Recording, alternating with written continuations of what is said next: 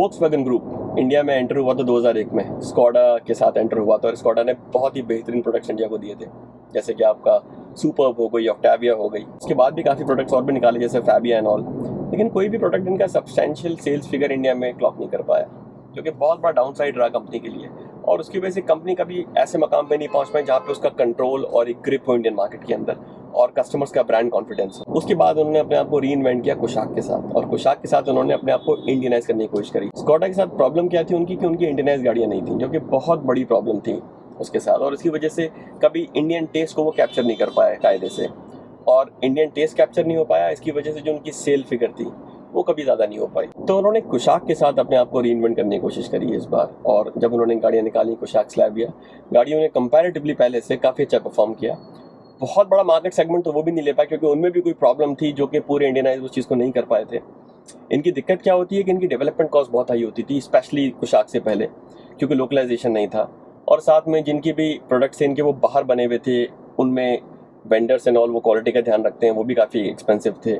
साथ में इनके खर्चे यूएस डॉलर यूरोज में होते थे। इंडिया में जो रेवेन्यू आता था वो रुपीज़ में आता था, तो बहुत एक इम्पॉर्टेंट चंक चला जाता है कन्वर्जन के चक्कर में, और इनकी प्रॉफिटेबिलिटी कम रह पाती है। प्रॉफिटेबिलिटी कम है तो उनके मार्जिन कम है, फिर मार्जिन कम है तो वो फिर डेवलपमेंट कॉस्ट इन बढ़ा पाएंगे अपनी, तो एक पूरी साइकिल घूम जाती है, जिसकी वजह से स्कोडा या बहुत सारी बाहर की कंपनियां फंस जाती हैं। टैक्सेशन भी इंडिया में काफ़ी ज़्यादा है, तो ये सब चीज़ नेगेटिव फैक्टर्स हैं। लेकिन जैसे स्कोडा ने अपने आप को अब नई गाड़ियों से किया, काफ़ी अच्छे प्रोडक्ट कर दिए, तकरीबन 40,000 एवरेज सेल भी इनकी साल की आ गई, एज एन एवरेज बता रहा हूँ मैं 2-3 साल की, जो कि अच्छी सेल थी, लेकिन वो अगर आप कंपटीशन से देखेंगे तो वो बहुत आगे हैं इससे अभी भी। तो अभी इन्होंने जो प्रॉब्लम छोड़ी थी पिछली गाड़ियों में, जैसे कुशाक के साथ प्रॉब्लम क्या थी, साइज प्रेजेंस बहुत कम थी गाड़ी की, रोड प्रेजेंस, स्पेस कम था। इंडिया में स्पेस चाहिए होता है, चाहे वो डिग्गी का स्पेस हो या वो बूट का स्पेस हो, तो वो दोनों स्पेस एक शॉर्टकमिंग थी कुशाक की। और कुशाक में इंजन ऑप्शन एक ही था, डीजल नहीं था कोई भी, साथ में रियर सीट कंफर्ट अच्छा नहीं था। ये सब चीज़ें इंडिया में काउंट कर जाती हैं काफ़ी। तो ये लोकलाइजेशन तो अचीव किया 95% तक उन्होंने, जिससे प्राइस भी काफ़ी कम कर पाए। लेकिन अगर आप देखेंगे प्राइसिंग भी उसकी कोई कंपटीशन के जो स्टॉलवर्ड्स हैं, आपका किया की सेल्टॉस या क्रेटा, इन गाड़ियों के हिसाब से प्राइसिंग अभी भी काफ़ी उसकी उतनी कंपैरेटिव नहीं थी। तो इन फैक्टर्स की वजह से आप देखेंगे कुशाक एंड स्लैविया, ठीक है गाड़ी ने एक ब्रांड कॉन्फिडेंस दिया, लेकिन सब्सटेंशियल आई डोंट थिंक वो कर पाए। तो इस कमी को पूरा करने के लिए अभी स्कोडा यहाँ पे जो गाड़ी लेके आ रहा है, स्कोडा काइलैक, वो गाड़ी एक गेम चेंजर स्कोडा के लिए काफ़ी पॉसिबिलिटी हो सकती है, क्योंकि गाड़ी में इतने सारे इन्होंने इंडियनाइज चीज़ें करी हैं, जो एक इंडियन पैकेज होता है गाड़ी का, उसके हिसाब से वो काम कर सकता है। और उसी के बारे में बात करते हैं कि इन्होंने क्या किया है काइलैक के अंदर, कैसे वो गेम चेंजर हो सकता है, और हमारे कस्टमर्स को इस पर क्या क्या मिलेगा। तो अगर मैं आपसे बात करूँ काइलैक में, सबसे पहले प्राइसिंग 7.89 लाख से उन्होंने बेस प्राइस दे दी है। बहुत इंपॉर्टेंट काम, ये वो किलिंग प्राइसिंग है जिसमें प्रीमियम हैचबैक को भी टच करेंगे वो, और जो छोटी एसयूवीज उसको भी टच करेंगे। ये चीज़ वो पहले कभी नहीं कर पाए थे, ये पहली बार इस तरह की किलर प्राइसिंग बोलूँगा स्कोडा ने दी है। साथ में बेस मॉडल में तो हो सकता है कुछ फीचर्स इन्होंने कम कर दिए हों, लेकिन 10 लाख के अंदर अंदर इनके कम से कम 3 वेरिएंट्स होने वाले हैं। तो बेस के ऊपर इनके 2 वेरिएंट्स और होंगे, और कोई भी वेरिएंट अगर बेस मॉडल में इनके फीचर्स कम है तो वो भरपाई उसकी सेकंड मॉडल या थर्ड मॉडल में हो जाएगी, क्योंकि उन मॉडल्स में जितने भी आपके क्रीचर कंफर्ट बेसिक फीचर हैं, सनरूफ चाहे ना मिले लेकिन आपका ऑटोमेटिक एसी हो गया या फिर आपका क्रूज कंट्रोल हो गया फॉर एग्जांपल, ये फीचर उसमें आ सकते हैं।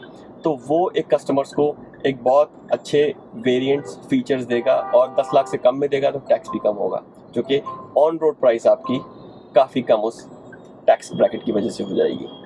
So apart from clear pricing, अगर आप इनके बारे में, एक गाड़ी जो कुशाक का एक डाउन साइड था कि कुशाक की प्रेजेंस कम थी, कुशाक में जगह कम थी, पीछे डिग्गी भी उसकी कंपैरेटिवली कम थी, वो सारी चीज़ें इस सेगमेंट में काइलैक दूर कर देगी, क्योंकि ये सेगमेंट से छोटी नहीं लगती है, क्योंकि प्लेटफॉर्म तो उसी पे बनी हुई है, और इसका रोड प्रेजेंस स्पेशली पीछे का स्पेस अच्छा है, एंड उसकी जो बूट है वो भी अच्छा है।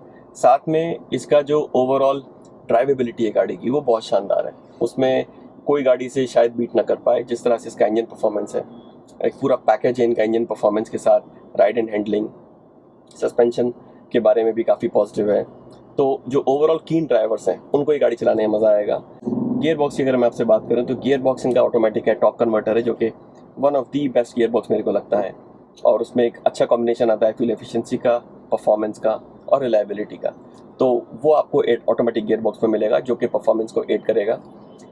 क्योंकि इनका ओवरऑल एक जो चैजी है वो छोटा हुआ है, तो ओवरऑल एक जो एक रिजिडिटी एक होती है पूरे चैजी की, वो इनकी इम्प्रूव हो जाएगी। और उसकी वजह से जो सस्पेंशन है, जो इनको स्टिफ रखना पड़ता है for the sake of good drivability, वो सस्पेंशन थोड़ा सा ही सॉफ्टर कर सकते हैं।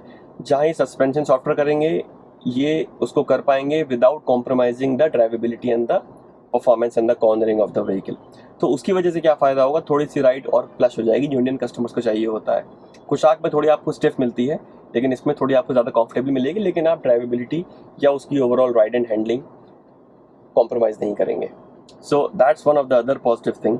साथ में इंजन परफॉर्मेंस, गाड़ी में स्पेस, फीचर्स, प्राइसिंग, 10 लाख में कम में देना, एक गाड़ी के 3 वेरिएंट्स, इन सब चीज़ों से एक पूरा एक पैकेज बन जाएगा गाड़ी का, जो कि उसको हेल्प करेगा कस्टमर्स को एक्सेप्टेबिलिटी के लिए। नेगेटिव्स के बारे में बात करेंगे इसके, लेकिन जो पॉजिटिव्स मैंने आपको बताया ये सब्सटेंशियल पॉजिटिव्स हैं, और इससे इस गाड़ी के चलने की प्रोबेबिलिटी बहुत बढ़ जाएगी। मेरे को लगता है कि ये गाड़ी बहुत आराम से 4 से 5 हज़ार सेल्स फिगर ईजिली अचीव कर सकती है पर मंथ स्कॉडा के लिए, अगर वो मार्केटिंग इसकी सही करें, सही वेरिएंट्स निकालें। सो इनकी जो प्राइसिंग इन्होंने रखी है उससे ये भी फायदा होगा कि प्रीमियम हैचबैक बायर्स भी इस पे आएंगे, एसयूवी, छोटे एसयूवी बायर्स तो आएंगे ही आएंगे। चलिए अब इनके कुछ नेगेटिव्स की बात करें आपके साथ करूँ मैं। नेगेटिव में इसमें फीचर्स तो उन्होंने दिए हैं, वेंटिलेटेड सीट है और साथ में आपका पावर एडजस्टेड पैसेंजर सीट भी है, लेकिन जैसे पैनोरामिक सनरूफ नहीं, जो इंडिया में काफ़ी इंपॉर्टेंट रोल प्ले करती है। इंडियन कस्टमर्स को पैनोरामिक सनरूफ अच्छी लगती है, और अगर वो एक दे देते तो शायद कंपटीशन थोड़ा आगे निकल जाते हैं, लेकिन वो उसमें है नहीं, नॉर्मल सनरूफ है। साथ में 360 डिग्री कैमरा जो कंपटीशन दे रहा है, इस तरह के फीचर्स उन्होंने मिस आउट किए हैं। तो आई थिंक वो फीचर्स काफ़ी इंपॉर्टेंट रोल प्ले करते हैं। तो ये 2 नेगेटिव लगते हैं मेरे को। साथ में नेगेटिव मेरे को लगता है जो कि स्कॉडा इंडिया ब्रांड के लिए ज़्यादा है, कि जो कस्टमर कॉन्फिडेंस है वो थोड़ा सा मेरे को कम लगता है।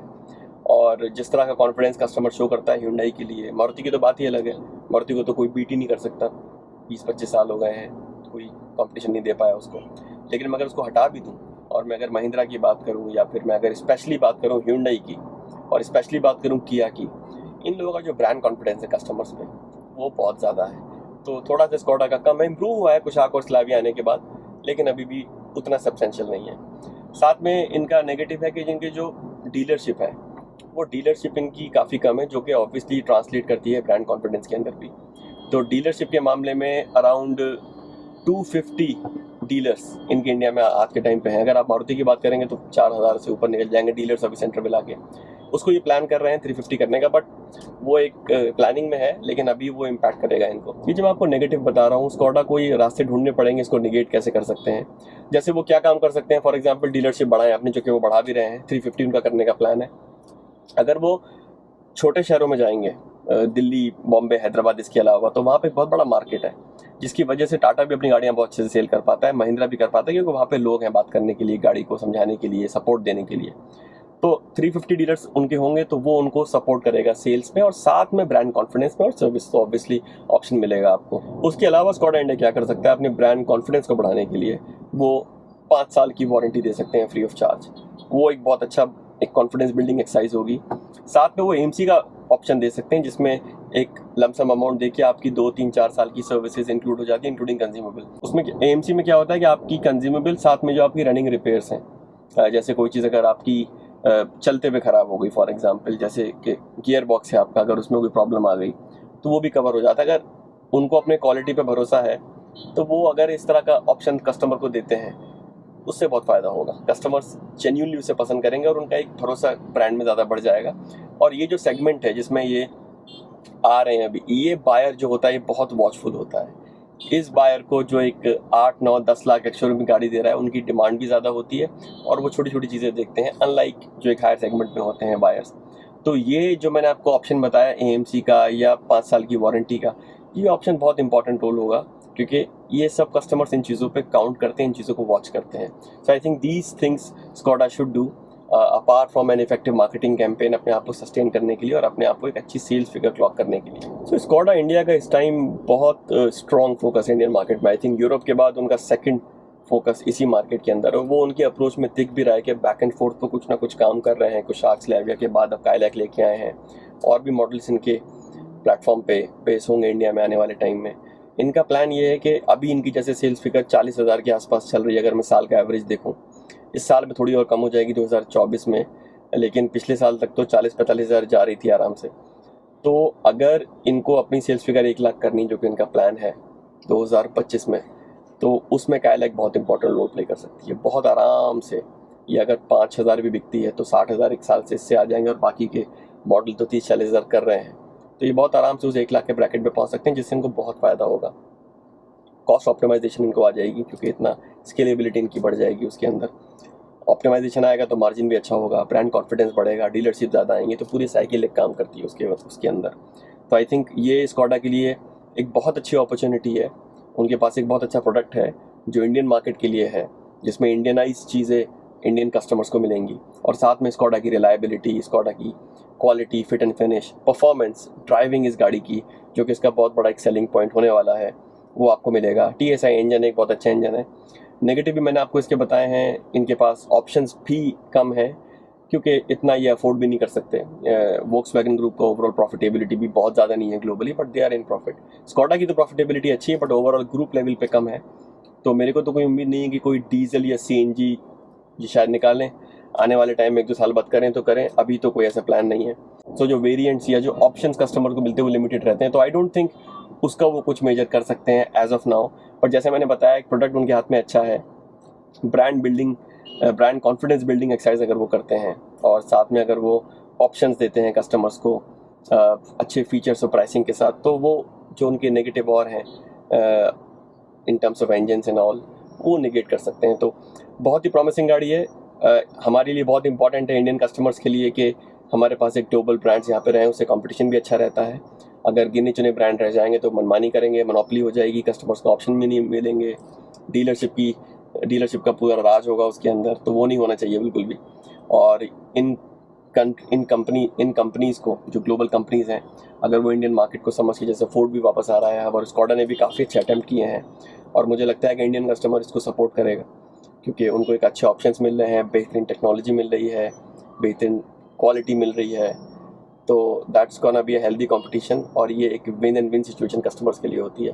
तो मैं उम्मीद करूँगा कि ये गाड़ी काइलैक की एक गेम चेंजर बने स्कॉडा के लिए, जो कि ये बन भी सकती है। ये बड़े आराम से 5-6 हज़ार, इतने टफ कंपटीशन वाले सेगमेंट में, जो कि कॉम्पैक्ट SUV सेगमेंट है, सब 4 मीटर, जिसमें बड़े बड़े किंग्स हैं, ब्रेजा हो गई, वेन्यू हो गई, नेक्सॉन हो गई, उसके बाद भी ये गाड़ी इतनी कंपेटिटिव और इतनी स्ट्रॉन्ग वैल्यू प्रोपोजिशन दे सकती है कस्टमर्स को कि ये उस कंपेटिटिव मार्केट में भी अपने आप को खड़ा कर पाए, और एक सब्सटैंशियल सेल्स फिगर कम से कम 1 लाख तो उनको पहुंचना चाहिए इस गाड़ी के साथ। So thanks for your time. आप बताइए, आपको कोई फीडबैक इनपुट है, मेरे को बहुत अच्छा लगेगा अगर मैं आपसे कमेंट्स में कहीं बात करूं। So that's all it is. Thank you very much for your time and take care of yourself. Bye bye.